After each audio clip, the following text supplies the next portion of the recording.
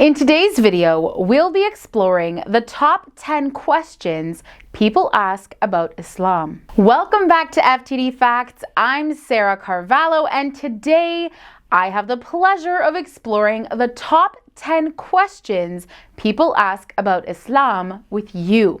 There are some pretty interesting questions, so let's get right into them and be sure to stick around for all of them. Coming in at number 10, we have the question, do Muslims worship Muhammad?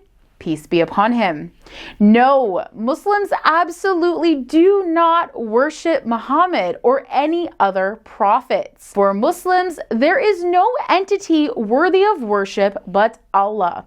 Allah has no partners, no progeny, and no gender. Muslims believe that Allah's message was given to numerous prophets, including Noah, Abraham, Moses, Elijah, and Jesus, and other prophets common to Christianity and Judaism, as well as Muhammad. Muslims love Muhammad greatly as he is the last prophet who had the most success instituting Allah's word in his lifetime. Our next question is, do Muslims believe in Jesus? Peace be upon him.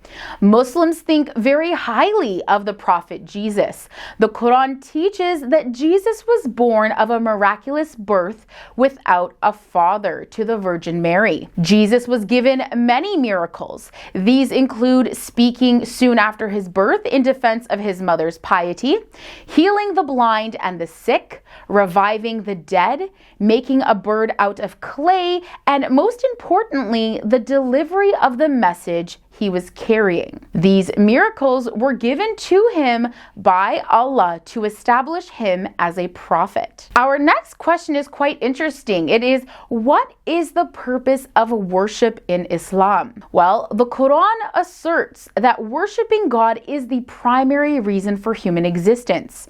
The purpose of worship in Islam is to be God conscious.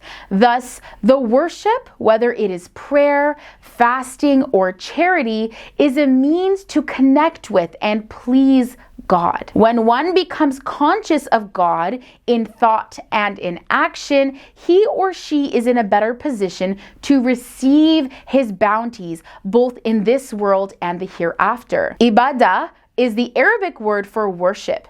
This refers to voluntary submission to the Creator and obedience to his preferred way. Ibn Taymiyyah, a classical scholar of Islam, described worship as a comprehensive term that encompasses all that Allah loves of words and deeds, whether inward or outward. Coming up at number 7, we have the question, do Muslims believe in the hereafter? Well, God is just and manifests his justice through accountability.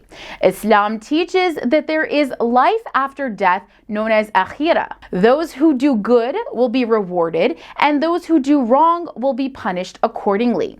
Thus, he created heaven and hell, and there are admission criteria for both. Muslims believe that the present life is a temporary one. It is a test, and those who pass the test will be given a life of permanent pleasure in Jannah or paradise. Those who have performed more bad deeds than good deeds will enter Jahannam or hell. This is a place of physical and spiritual suffering. Our next question is quite a common one. Do Muslims have a dress code? The way in which Muslims dress is really driven out of modesty and a desire to not draw individual attention in any way. Muslims generally do not resent the expectations placed on their dress. Most regard it as a proud statement of their faith. There are certain guidelines, both for men and women, that their dress should neither be too thin, nor too tight, or too revealing of the body's forms. Men must at least cover from the knee to the navel. For women, the Prophet Muhammad instructed that they should cover their bodies except for their face and hands. The veil is not essential, but it is willfully worn as a personal choice of modesty for many. Coming in at the halfway halfway point, we have our question: what are the dietary prohibitions in Islam? Muslims are instructed in the Quran not to eat pork or pork products. They are also prohibited from consuming the meat of animals who died before being properly slaughtered, or the carnivorous animals, as they eat dead animals. They are also prohibited from drinking or consuming blood or intoxicants. Up at number 4, we have an interesting question. Was Islam spread forcefully by the sword? Now, according to the Quran, there is no compulsion in religion. Thus, no one can be forced to become a Muslim. Historically, while it is true that in many places where Muslim armies went to liberate people or their land, they did carry a sword, but this was simply because it was the weapon used at the time. However, Islam did not spread forcefully. In many places where there are Muslims now, like Indonesia, China, and many parts of Africa, there are actually no records of any Muslim armies going there, and yet there are many followers. Furthermore, in India, where Muslims ruled for 700 years, they are still a minority. And in the US, Islam is the fastest growing religion and has 6 million followers without any use of violence or compulsion. Our next question is: does Islam promote polygamy? Well, polygamy in Islam is not promoted, but it is permissible. Historically, all the prophets except Jesus, who was not married, had more than one wife. For Muslim men, having more than one wife is permissible according to the Quran, not to satisfy lust, but for the welfare of the widows and orphans of war. In the pre-Islamic period, men used to have many wives. One person had 11 wives, and when he became Muslim, he asked the Prophet Muhammad, "What should I do with so many wives?" And the Prophet said, "Divorce all except 4. The Quran says you can marry 2 or 3 and up to 4 women if you can be equally just with each of them. Since it is very difficult to be equally just with all wives in practice, most Muslim men do not have more than one wife." This next one is a very important one. Does Islam oppress women? The easy answer is no.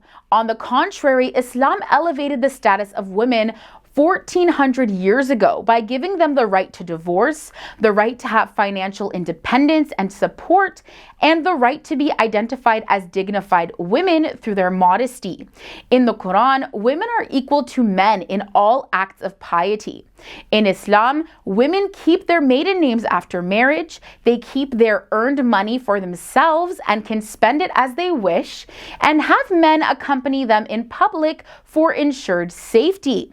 Prophet Muhammad told Muslim men, "The best among you is the one who is best to his family," and this especially includes their wives. And coming in all the way down at number 1, we have the question: how should Muslims treat Jews and Christians? Muslims are taught to treat them with respect and justice, and not to fight with them unless they initiate hostilities or ridicule their faith. Ultimately, Muslims hope that all will join them in worshiping one God and submit to his will. Now, what about Hindus, Baha'i, Buddhists, and members of other religions? Well, they should also be treated with love, respect, and understanding to make them recipients of invitations to Islam.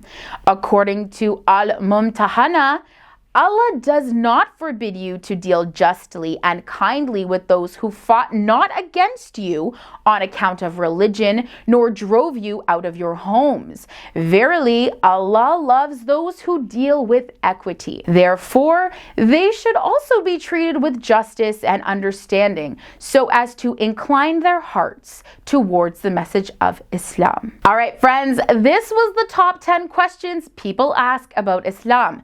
Did any of today's questions or answers surprise you.